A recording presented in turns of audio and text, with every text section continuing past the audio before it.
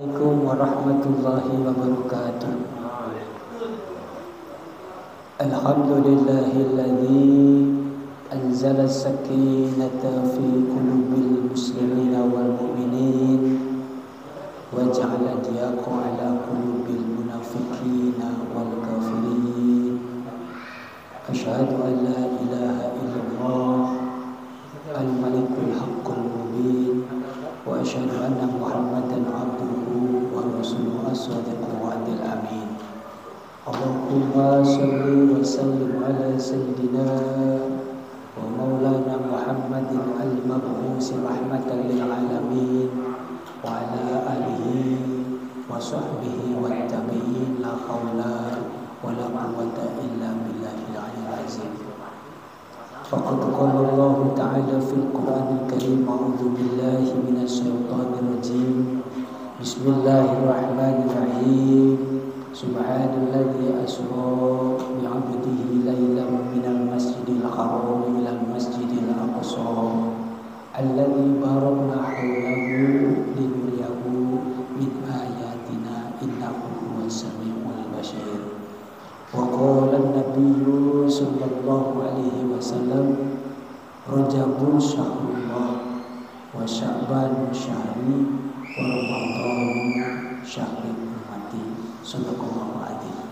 Ma'asyiral muslimin wal mu'minin rahimakumullah. Setelah kita memanjatkan puji syukur kehadirat Allah Subhanahu wa taala dan selawat kepada Nabi kita Muhammad sallallahu alaihi wasallam, izinkan saya akan menyampaikan sebuah tema yang ada kaitannya dengan bulan yang sedang kita alami. Hari ini kita sudah masuk kepada bulan Rajab. Rajab itu berasal dari kata tanjim yang artinya adalah mengagungkan atau ta'zim. Tapi Rajab juga bisa dikatakan sebagai al-ashab yang artinya adalah limpahan rahmat. Jadi barang siapa yang mengagungkan datangnya bulan Rajab, itu berarti insya Allah kita akan mendapatkan limpahan rahmat dari Allah Subhanahu wa ta'ala. Rajab itu adalah bulan ke-7 dari 12 bulan Hijriah dan merupakan salah satu bulan harum atau bulan yang dimuliakan oleh Allah Subhanahu wa ta'ala. Ada 4 bulan harum, yaitu pertama Rajab, kedua Dzulqa'dah, ketiga Zulhijjah, dan yang keempat adalah Muharram. Ma'asyiral muslimin wal mu'minin rahimakumullah. Amalan apa yang harus kita lakukan sesuai dengan anjuran para salafus saleh? Bahwa para salafus saleh ataupun ulama-ulama terdahulu ketika masuk kepada bulan Rajab senantiasa mempersiapkan diri mental dan spiritualnya untuk menghadapi 2 bulan berikutnya, yaitu bulan Sya'ban dan puncaknya adalah bulan Ramadan. Ma'asyiral muslimin rahimakumullah. Antara lain amalan ibadah yang dianjurkan oleh para salafus saleh, yang pertama adalah memperbanyak doa di bulan Rajab agar kita diberikan keberkahan dan sampai kepada bulan suci Ramadan. Doanya sangat masyhur, kita mungkin sudah hafal semua. Bismillahirrahmanirrahim. Allahumma barik lana fi Rajab wa Sya'ban wa balighna Ramadan.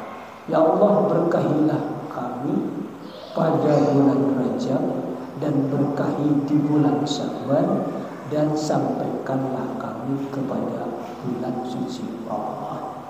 Ini artinya adalah sebuah ekspresi seorang muslim di dalam mengagungkan bulan suci Ramadan sudah diawali dari bulan Rajab dan kemudian akan dilanjutkan di bulan Sya'ban dan akhirnya kemudian sampai kepada bulan yang sangat ditunggu-tunggu yang dirindukan oleh umat Islam, yaitu bulan suci Ramadan.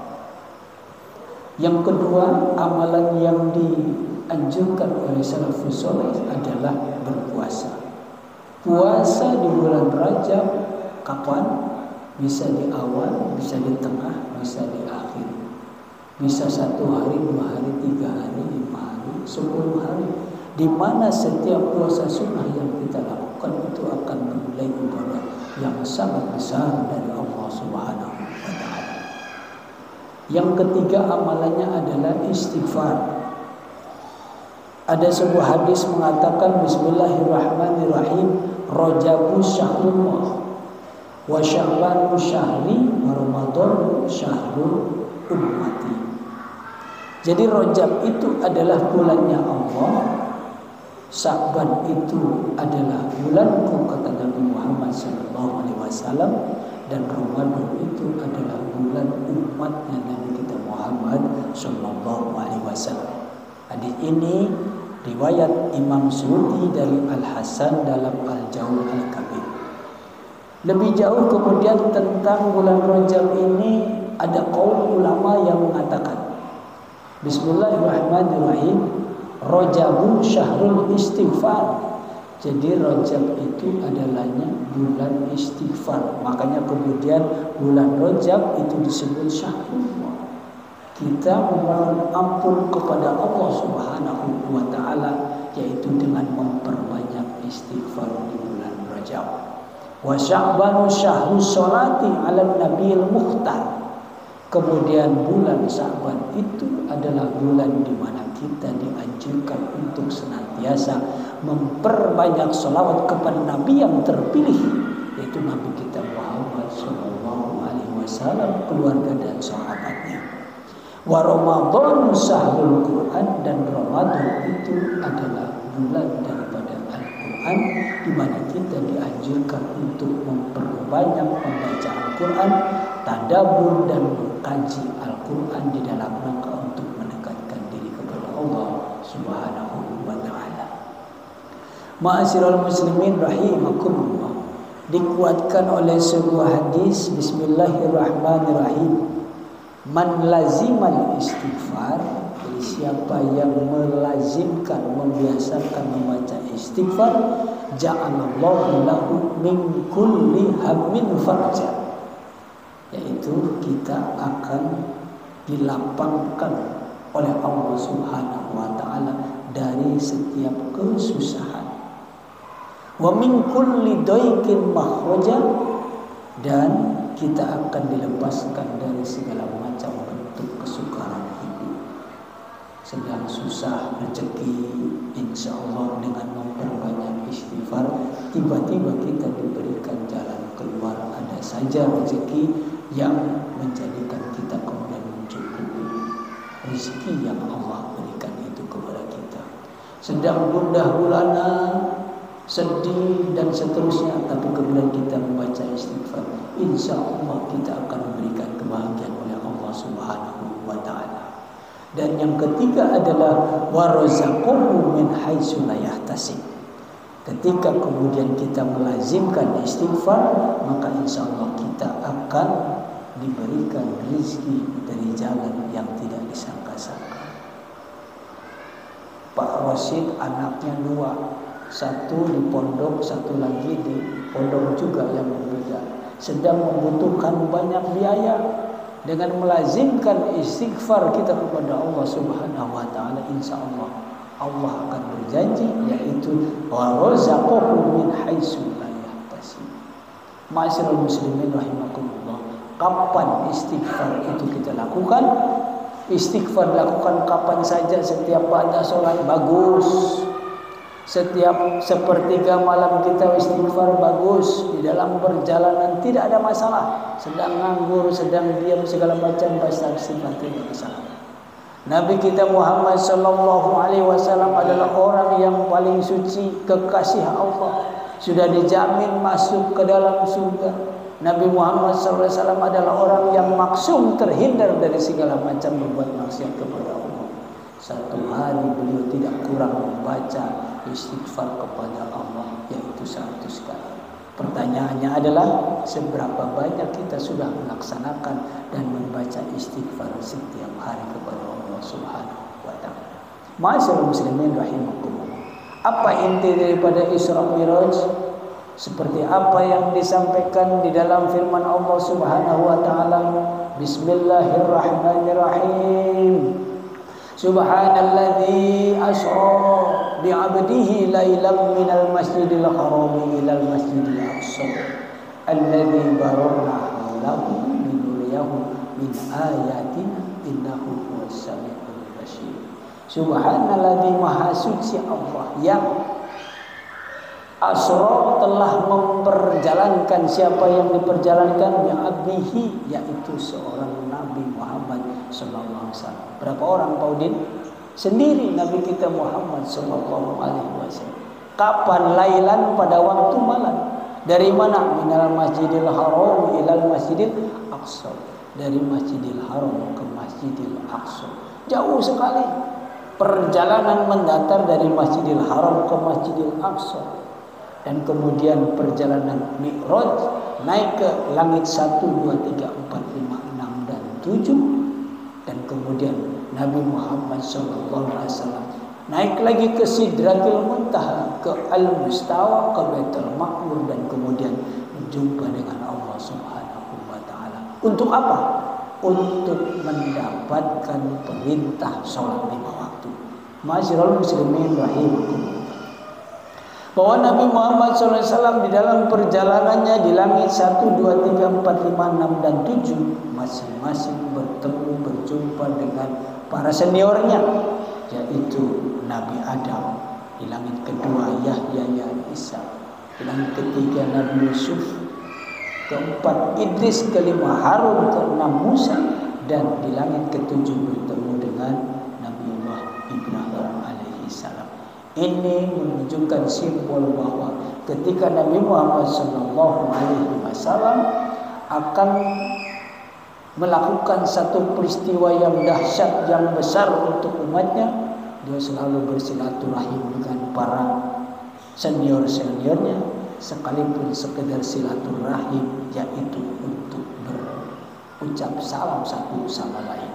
Ma'asyiral muslimin rahimakumullah. Maka sebuah tradisi ini mestinya adalah juga dilakukan oleh para pemimpin-pemimpin kita di Indonesia.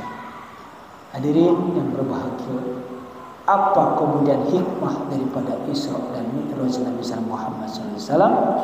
Yang pertama adalah diterimanya perintah sholat langsung di Sidratul Muntaha. Jadi Rasulullah SAW itu langsung diundang oleh Allah Subhanahu wa taala ke hadapan Allah Subhanahu wa taala.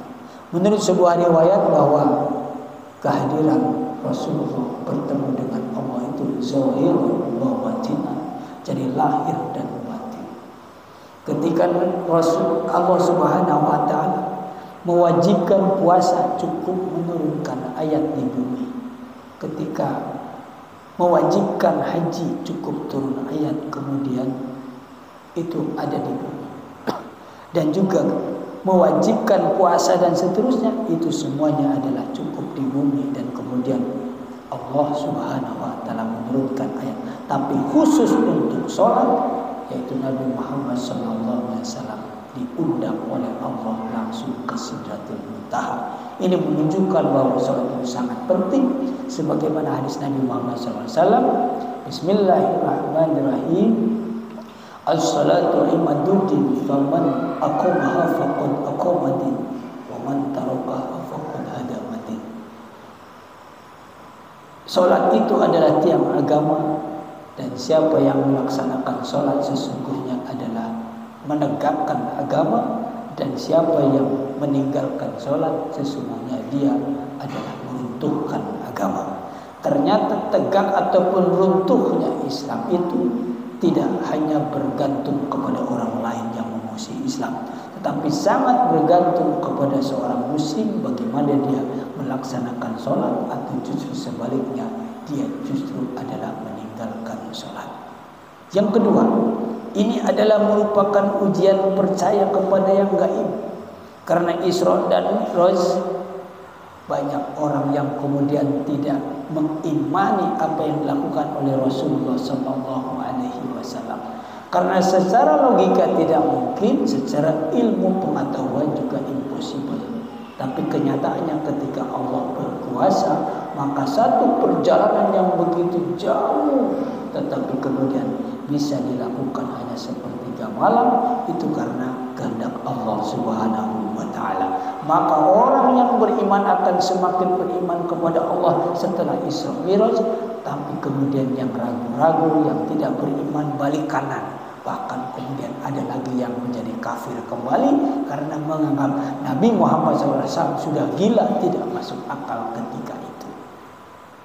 Yang ketiga adalah bahwa bentuk penjelasan bahwa Nabi Muhammad SAW itu bertemu dengan Allah yang menciptakan bintang, yang menciptakan bulan, yang menciptakan matahari, sebagaimana dulu pernah kontemplasi pendahulunya yaitu Nabi Ibrahim pernah bertemu dengan bulan. Barangkali ini Tuhan saya, ternyata bukan. Barang ini mungkin adalah matahari Tuhan saya, ternyata juga bukan. Dan ternyata Nabi Muhammad SAW adalah berjumpa dengan sebuah zat yang menciptakan bintang, kemudian bulan dan juga matahari. Dan yang keempat adalah Islam itu syarat dengan sains dan teknologi, sebagaimana kemudian difirmankan oleh Allah di dalam Ar-Rahman 33. Bismillahirrahmanirrahim. Ya ma'syaral jinni wal insi in istata'tum an tanfudhu min aqtaris samawati wal ardi fanfudhu la tanfuduna illa bisultan. Wahai bangsa jin dan bangsa manusia, apabila kamu mampu untuk menembus penjuru langit dan bumi, silakan tembuslah. Tapi kamu tidak akan mampu untuk menembus langit dan bumi kecuali dengan kekuatan. Apa kekuatannya? Kekuatannya adalah kedekatan spiritual antara seorang hamba dengan Allah dan juga kekuatan ilmu pengetahuan. Kesimpulannya, mari sama-sama kita di dalam bulan Rajab ini perbaiki sholat kita dan kita menambah keimanan kita kepada Allah Subhanahu wa taala. Dan syarat dengan ilmu sains dan teknologi, maka kemudian ajarkan dan sekolahkan anak-anak kita sampai sekolah yang paling tinggi agar kemudian seimbang antara imtak yaitu iman dan takwa dan iptek yaitu ilmu pengetahuan dan teknologi. Ini saja yang mungkin dapat saya sampaikan, walaupun sederhana, mudah-mudahan bisa menjadi sebuah perenungan bagi kita semua. Mari sama-sama kita agungkan bulan Rajab dan kita song-song bulan suci Ramadan. Mudah-mudahan kita bisa mengalaminya, bisa mengikutinya dan juga jumpa dengan bulan yaitu bulan suci Ramadan. Kurang lebihnya mohon maaf. Wallahul muwaffiq ila aqwamit thoriq. Assalamualaikum